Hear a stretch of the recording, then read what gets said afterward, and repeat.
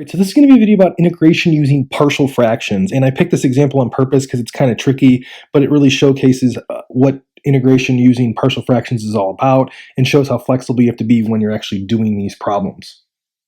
Alright, first thing I'm going to do is I notice that on top we have an x squared and on the bottom we have an x squared, so I'm actually going to simplify this as much as I can using long division before I do anything with partial fractions. So that's what I'm going to do really quick.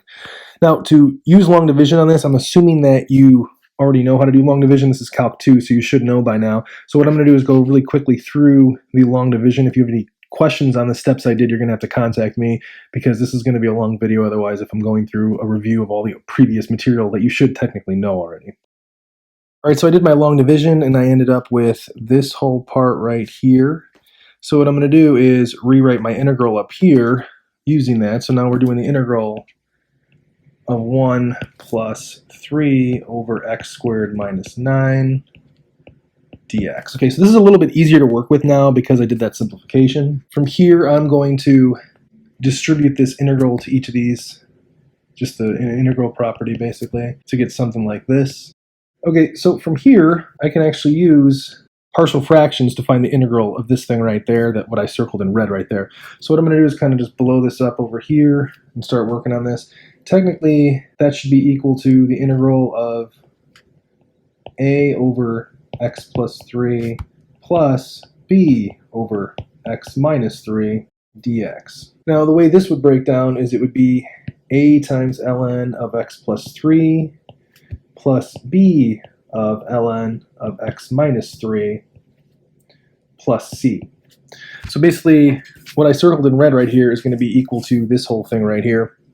So if I continue on with my antiderivative, you should get x, because the derivative of 1 with respect to x is x, plus 3 times a ln x plus 3 plus b ln x minus 3, and then plus c. So you end up with something like this, but we need to figure out what a and b is, and we can figure out what a and b is knowing that this partial fraction has to be equal to this part right here that I just circled. Okay, so what I'm going to do to figure that out is just set up a really quick equation. I'll do it over here. So we know that 1 over x squared minus 9 is supposed to be equal to a over x plus 3 plus b over x minus 3. So what I'm going to do to solve for a and b is I'm going to multiply both sides by x squared minus 9. Okay, so I'm going to multiply this whole thing by x squared minus 9. If I multiply the other side by x squared minus 9, the x squared minus 9s are going to cancel and you're going to end up with 1. So this is going to be 1 is equal to a times x minus 3, because we're distributing the a to this, and it's going to cancel out. The x plus 3 is going to cancel out with the x plus 3 inside this x squared minus 9, so you're going to end up with x minus 3. We're going to do the same thing with the b, and you end up with b times x plus 3. All right, so I'm going to organize myself a little bit here. I'm going to put some lines here like this. From here, we can see that we have an ax and a bx right here.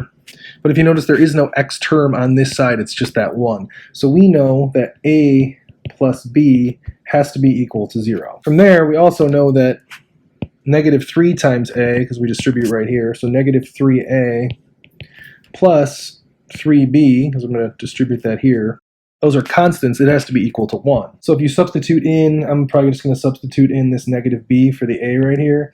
You're going to end up with 6b equals 1. So b is going to be equal to 1/6. A is going to be equal to negative b, so a is just going to be equal to negative 1/6. So then from here, once I know my a and b, I can substitute it back into this green equation right here. I'm going to do that real quick, and you get the final answer.